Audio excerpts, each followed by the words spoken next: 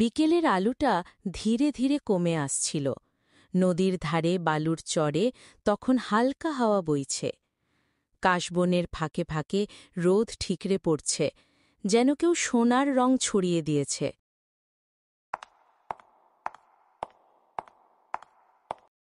দাদু, ছোটবেলায় এই নদীর পাড়ে তুমি আমাকে নিয়ে আসতে না?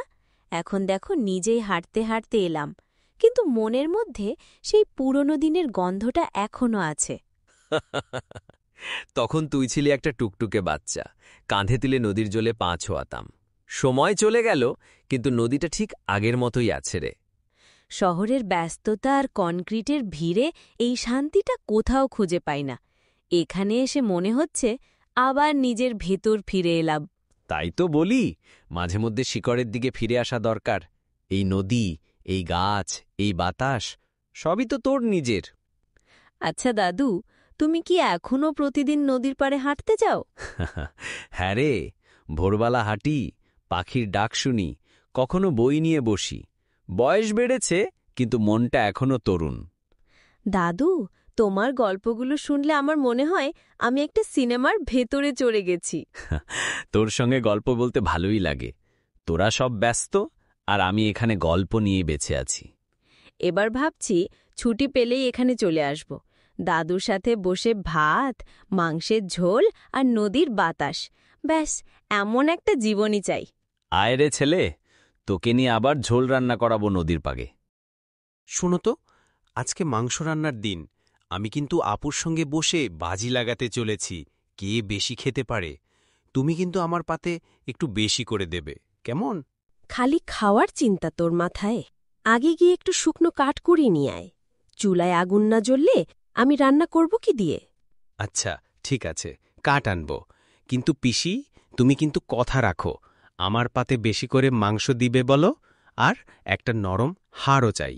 আমি কিন্তু আপুকে হারাবই আজ। হ্যাঁ, তোদের মতো খাদকদের জন্যই তো আমি এখনো রান্নাঘরে বেঁচে আছি। আমি আজ তোদের এমন মাংসের ঝোল খাওয়াবো, জীবনেও ভুলবি না। পিসি, তোমার রান্নার গন্ধটা এত ভালো লাগে, মনে হয় গন্ধেই পেট ভরে যায়।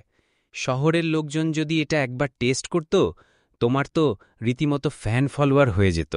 তুই মুখে বড় বড় বলিস ঠিকই, কিন্তু এই মাটির হাঁড়ি, কাঠের আগুন আর নিজের হাতে বাটা মশলা, এই 3 জিনিসের জাদু না থাকলে এমন স্বাদ হয় না বাবা।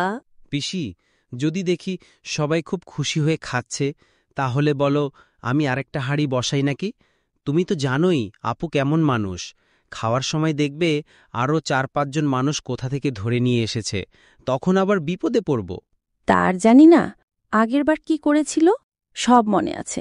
তুই এত চিন্তা করিস না, আমি বেশি করেই রান্না করব। আরেকটা হাঁড়ির দরকার হবে না। আমি এমন পরিমাণে রান্না করব যেন খেতে খেতে মনে হয় আরে এখনও শেষ হলো না। তবে তুই আগুনটা ঠিকমতো দেখে রাখিস, কেমন? আচ্ছা পিসি, আমি এখন চুলার পাশে বসে পাহারা দেব, তুমি কোনো চিন্তা করো না। তুই না থাকলে রান্নাঘরটাই কেমন ফাঁকা ফাঁকা লাগে রে।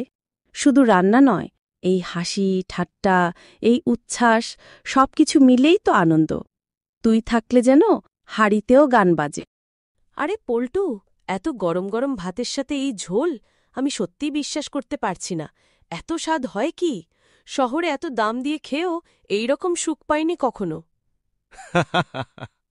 আপু, পিসির হাতের রান্না মানেই একেবারে ম্যাজিক। তুমি তো এখনো পাকা হাড়টা পাওনি। দেখো, একটু পর তোমার চোখ ঘুরে যাবে। তুই কেমন খাচ্ছিস বলতো? মাছ বা মাংস যাই হোক, তোর খাওয়ার গতিতে কেউ পারবে না মনে হয়। আমার তো নিয়মই এইটা। পিসির রান্না হলে আর কোনো কথা নেই, আমি একাই 2 প্লেট খাই। শুনো, বেশি কথা বললে ঝোল ঠান্ডা হয়ে যাবে, তখন আর সেই মজা থাকে না। দেখ পল্টু, মাংসের টুকরোগুলো এমন নরম যে মুখেই গনে যাচ্ছে। সঙ্গে এই পাতার থালায় খাওয়া একেবারে রাজকীয় ব্যাপার। এই পাতায় খাওয়ার আলাদা একটা ফিল আছে। নদীর হাওয়া, পায়ের নিচে ঠান্ডা ঘাস আর পিসির হাতের গরম ঝোল, সব মিলিয়ে যেন স্বর্গে বসে খাচ্ছি। শহরে এত হোটেল, এত নামি রেস্তোরাঁ, কিন্তু এই রকম মুহূর্ত, এই রকম খাওয়া কেবল গ্রামেই পাওয়া যায়। আর কেবল খাওয়া না, দেখো না, সবাই একসাথে বসে খাচ্ছে, হাসি গল্প মজা, এই মিলেই তো আসল খাওয়া দাওয়া হয়। তুই ঠিক বলেছিস পল্টু, এই খাওয়ায় শুধু স্বাদ নয়, ভালোবাসা আছে। প্রতিটা চামচে যেন গল্প লুকানো। তাহলে আজ থেকে ঠিক করো, প্রতি বছর এই সময় গ্রামে আসবে, আর আবার নদীর পাড়ে বসে আমরা একসাথে খাওয়াবো, আর পরের বার তোমাকে হাড়ির দায়িত্ব দেব। এই যে গরম গরম চায়ের কাপ হাতে নিয়ে নদীর পাড়ে বসে আছি, আর সামনে সবাই একসাথে বসে হেসে হেসে চা খাচ্ছে, এই দৃশ্যটাই যেন জীবনের সব শান্তি এক জায়গায় এনে দিয়েছে। এমন মুহূর্তের জন্যই তো মানুষ বাঁচে। ঠিক বলেছ দাদাভাই, এত যত্ন করে মাংসের ঝোল রান্না করলাম, সবাই পেট ভরে খেল, তাতেই মনটা তৃপ্ত। কিন্তু এখন এই 1 কাপ চালা নিয়ে সবাই যখন পাশাপাশি বসে আছি, গল্প করছি, হাওয়ায় পাতা নাচছে, এ যেন এক অন্যরকম সুখ। চা তো শুধু মুখের স্বাদ বাড়ায় না, এই 1 কাপ চা যেন মানুষের ভেতরকার অনুভবগুলোকে জাগিয়ে তোলে। এখানে চা মানে শুধু পানীয় নয়, এটা একসাথে থাকার, ভাগ করে নেওয়ার আর আনন্দকে ছুঁয়ে দেখার মাধ্যম।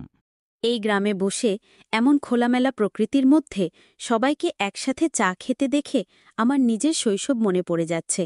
মায়ের হাতের ভাজা মুড়ি, বাবার চায়ের কাপ, আর উঠোন জুড়ে সবাই একসাথে বসে গল্প করা। আজকে যেন সেই দিনগুলো ফিরে এসেছে। আজকের দিনটা রাহুলের মনে চিরদিন থাকবে। শহরে সে অনেক কিছু দেখেছে ঠিকই, কিন্তু এমনভাবে চায়ের কাপের সুখ, নদীর হাওয়ায় ভালোবাসা, এটা কেবল গ্রামেই পাওয়া যায়, আর সেই স্মৃতির ছাপ সহজে মুছে যায় না। সত্যি বলছি, রান্নার সময় চিন্তা হচ্ছিল সবাই পছন্দ করবে তো, কেউ খিদে নিয়ে উঠে যাবে না তো, কিন্তু এখন সবাই যখন খুশি মুখে চা খাচ্ছে, গল্প বলছে, হেসে উঠছে, তখন মনে হচ্ছে আমি শুধু ঝোল নয়, ভালোবাসাও রান্না করেছি।